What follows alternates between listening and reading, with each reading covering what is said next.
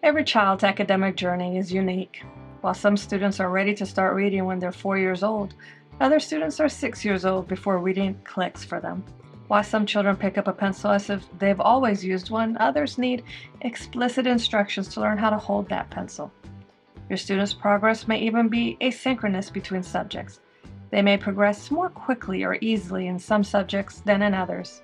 Therefore, simply grabbing curriculum for your child's grade level is not always adequate or appropriate. For this reason, it's necessary to not only identify what subjects you should cover in your homeschool, but also determine your children's educational placement in each subject. Knowing their placement will help you to create academic objectives for each of your children for the coming school year. I'm Leslie Maddox, an engineer turned homeschool mom, and I want to help you to customize your homeschool. In this video, we'll talk about how to define academic objectives for each of your students so that you can create a custom curriculum plan for each of them. The Homeschool Planning Decoded Starter Kit contains academic objectives worksheets to help you document objectives for each child. It will also serve as your curriculum selection guidelines as you choose curricula later in the planning process. You can find a link to the starter kit below. Let's start off by talking about how to define academic objectives for elementary and middle school students. Toward the end of the video, I'll mention a few thoughts about high school, so keep watching to join me on that specific topic. Now let's get started. First off, grab some paper or get a copy of the academic objectives worksheets from the starter kit. There are 2 of them, meant to be printed front and back for the use of one student, so print as many copies as you have children. Or if you've imported the starter kit into a digital note-taking app like GoodNotes, make duplicates of those pages. Write your student's name at the top and then write your family focus statement below that. Your family focus statement will keep you in line later on when you use your academic objectives to choose curriculum. It'll remind you about whether you should choose curriculum that's flexible or very structured, or if you want to spend loads of time on schoolwork or more time on outside activities instead. Below that, you'll need to make a list of subjects that you are required by your state or country to cover in your homeschool. If you don't have guidance on what specific subjects to cover, I recommend the following: math, language arts, which includes reading or literature for older students, writing, spelling, grammar, and handwriting, history or social studies, which at some point should include instruction on civics or how government works, science, and fine arts, specifically music and art. If you are new to homeschooling, do the minimum. What I mean by that is to focus only on the subjects required by your local homeschool laws. If specific subjects are not required, I recommend starting off with math and language arts for elementary school students, with maybe a little science and history thrown in. The reason I recommend keeping things simple when you first start homeschooling is because a lot of adjustments will be required. Even after creating a custom homeschool for your family or a homeschool fits into your life, rather than reworking your entire life to fit around homeschooling, there will still be new routines to adjust to. And teaching your own children is a very different experience than teaching children that are not your own. And it's also a very different experience than just living a regular life with your kids. I do consider teaching my children to be an extension of parenting, but it's an extension that is largely unexplored if you rely on professional educators to teach academics. So it will take some adjustment. Trust me on this. Another reason to keep things simple is because even though in previous videos I've shown you how to document your children's learning preferences, difficulties, dislikes, and delights, you'll learn a lot more about your kids once you do begin teaching them. For example, you may think that your child loves reading and choose a literature-heavy curriculum for them, only to discover that they love reading Minecraft fiction, not the Chronicles of Narnia. True story. So yeah, you're going to learn a few things. For all of these reasons, keep things as simple as possible until you've had some experience with homeschooling and teaching your kids. Experience really is the best teacher, and the experience of homeschooling will teach you a lot about yourself, your children, and your family. Okay, I'll jump off the soapbox now. Let's get back to objectives. After penciling in a list of subjects, focus on each one and be more specific about objectives for that subject. For example, for reading, does your student need to learn their letters, learn phonics, or increase reading fluency? For writing, does your student need to learn to write their letters, simple words, sentences, paragraphs, or essays? For math, is your student ready to add two-digit numbers, or do they need to move on to multiplication? This part of the process can be really tricky, but there are a number of approaches that you can take to explicitly define objectives for each subject. You can use a book to help you determine what your students should be learning. The book Home Learning Year by Year can be very helpful. I've enjoyed using the Core Knowledge Sequence series, which contains titles like What Your First Grader Needs to Know. I actually prefer this series to the book Home Learning Year by Year because the series contains content that you can actually use to teach. Besides these books, you can also look at your local state standards for each grade. You can find these by Googling something like California First Grade Standards, or you can purchase standards checklists from Teachers Pay Teachers. I thought that the standards checklist from the seller Apples and Bananas Education looked very nice. But my recommendation is to focus on milestones. Try Googling something like milestones by grade, or milestones by subject, or academic milestones for third graders. You may want to use what you find in conjunction with the books or standards checklist I mentioned to come up with a general milestone or 2 or 3 for each subject. So for example, for handwriting, a milestone for a preschooler may be holding a pencil correctly. For kindergarten, the handwriting milestone may be properly form uppercase letters. Then, properly form lowercase letters for first grade, neat handwriting for second grade, cursive for third grade.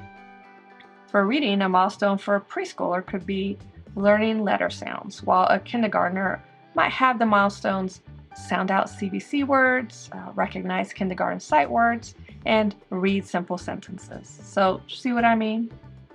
What's key is that you don't jump ahead and instead find the correct placement. If your child can't spell CVC words, don't think that putting them into a spelling level that's beyond CVC words will fast track them. It'll just frustrate them and you. And don't worry too much about that long list of standards not getting covered when you identify general milestones. When you research and purchase curricula, I encourage you to find quality curricula created by subject matter experts and professional curriculum writers. If you do that and find a level that covers the milestones you've identified, then it'll most likely cover a lot of the standards as well. But it certainly doesn't hurt to pull out your What Your Second Grader Needs to Know book or Home Learning Year by Year and compare what they say about math with what's covered by your math curriculum. You may find that you have to supplement in a small way. Another reason to choose quality curriculum is that you'll have guidance about placement. They may even provide a placement test or a number for you to call to help you determine the level to purchase. That's a huge help. At this point, you may be asking, why can't I just buy curriculum for their grade level? Well, there's 3 reasons for that. The first reason is that it may not actually be the correct placement for your particular student. That's why it's important for you to identify your kid's educational placement via the milestone method. You don't want to purchase a second grade reading program if your student is ready for third grade reading. The second reason is that what's taught at each grade level will depend on the curriculum company. You may find that a particular math curriculum company seems to be a grade behind other curriculum providers, so your student would need the 4th grade level in that curriculum instead of 3rd grade level. The third reason is that a lot of homeschool targeted curricula isn't sold by grade level. Instead, the focus is put on progressing through the material with increasing difficulty. For example, Math UC has levels named after the letters of the Greek alphabet. All About Spelling has levels named sequentially, so level 1, level 2, etc. Spelling UC has levels with titles like Jack and Jill or Wild Tales. They do this because homeschoolers are very aware that every child learns and develops at their own pace. If your student would be in the 4th grade in a public school but needs what would be considered 3rd grade level math, isn't it less shaming to get a math curriculum called the Gamma level instead of one with a big fat 3rd grade on the cover? Also, some curricula is created to progress through them sequentially, no matter the age. All About Spelling is an example of that. No matter the age, you should probably begin it with level 1 because level 1 material and concepts are used in later levels. An older student that has had some spelling instruction would definitely progress through level 1 much faster than a first grader that is new to spelling, but you will still want to begin with level 1. Do you see the main idea here? Meet your kids where they are in their academic journeys.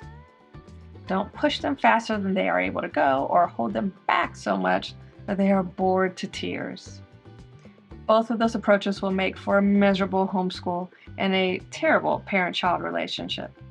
If you are struggling with defining milestones for a particular subject because it just feels so overwhelming, or maybe because you're changing to homeschooling after your child has been in a public or private school and you aren't really sure what they've learned, don't worry about defining milestones just yet. Instead, when it comes time to choose curricula, you'll focus on finding a curriculum company that provides materials that meet your family and your students' needs in the way the material is taught or is structured, and then work on the appropriate placement. So don't stress about it too much, it'll work out. The worst case scenario is that you'll need to purchase a different level or delay the use of your new curriculum while you remediate by using other resources. If purchasing another level would be a financial hardship, be sure to check the return policy before purchasing. After you've made a list of subjects that you need your student to cover, and then possibly define milestones for each subject, highlight or star the subjects that are especially difficult or important for your student. Refer back to your 3Ds for this. I covered the 3Ds in a previous video. For those difficult subjects, you'll want to use your students' learning preferences to smooth the way for learning. You don't need to, and you shouldn't, use their learning preferences for every subject. Is math not a difficult subject for them? Then you don't need to go all out with math. Meaning that if math isn't difficult for a student and that student's attention is best captured by something that's visually stimulating, you don't need to search the world over for a super colorful math workbook. Any math workbook that meets their academic objectives will probably be fine. But if a subject like math is very difficult for your student, and that student's attention is best captured by something that's visually stimulating with lots of pictures, then sure, you'll want to find something that meets that need. Even if you have trouble finding curriculum that meets your students' learning preferences for difficult subjects, you can still refer to your students' 3Ds to figure out how to make learning that subject more delightful. For example, I have a student that resists math. The math itself is not necessarily difficult for him, but he hates doing it so much that it has become a difficulty. But he delights in stickers and Minecraft, so I found Minecraft stickers to put on his math worksheets, and that helps. So make a note next to those difficult subjects or milestones about what learning preferences or delights that you would like to use with them. After identifying subjects that you need to cover, some milestones, and highlighting the especially difficult areas, don't forget to add some delight to your child's academic year by adding delightful objectives. A huge benefit to homeschooling is the potential to lean into our kids' special interests. If you think that your routine will support it, try to add at least one delightful objective to your list of subjects and milestones. Does your student love dancing? Make learning a specific style of dance like jazz, tap, ballet, or hip hop as an objective. Is your student interested in technology? Make coding an objective. Is your student interested in cooking? Add make a meal once a week to your objective list. If you don't think that you can incorporate a separate delightful objective for each student, because after all there's only so many hours in the day, you can instead work a delight into an academic objective. So if your student loves building with Lego blocks, use Legos to build historic locations or to illustrate story settings. If your child is obsessed with Minecraft, plan to choose a Minecraft homeschooling class online for one of your subjects, or find a way to incorporate it on your own. If art is a special passion, incorporate art projects into your history or science studies. You can be creative. For now, either add a delightful objective to your list or make a note on a subject or a milestone that you would like to make delightful in some way. Just don't go crazy. I promise you that you do not have the time or the energy to make everything delightful. You just don't. So don't even try, because what will end up happening is you'll get burned out and not making anything delightful. Now about high school students. I've included a high school credit plan worksheet in the Homeschool Planning DECODED Starter Kit to help you plan what you will require from your student to graduate them from your homeschool. But even without that worksheet, what you should do is refer to your local state requirements for graduation to get an idea of the subjects and material that your students should cover. You may even want to refer to college admissions requirements if you have a college-bound student. Refer to those state or college admissions requirements to help you create a credit plan for your student. That credit plan will serve as your student's academic objectives.